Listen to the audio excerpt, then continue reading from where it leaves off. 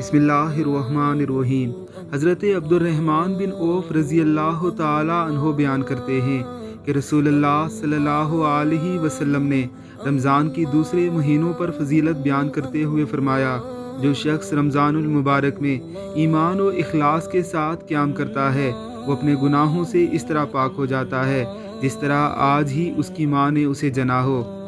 اگرچہ دیگر مہینوں میں بھی عبادتیں کرنی چاہیے،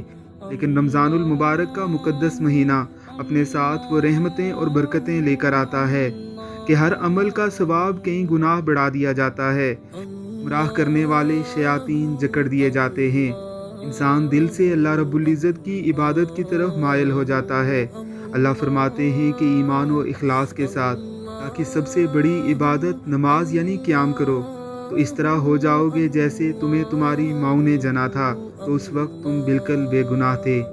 اللہ ہمیں ایمان و اخلاص بھی عطا فرمائے اور قیام کرنے کی توفیق بھی دے، آمین ثم آمین۔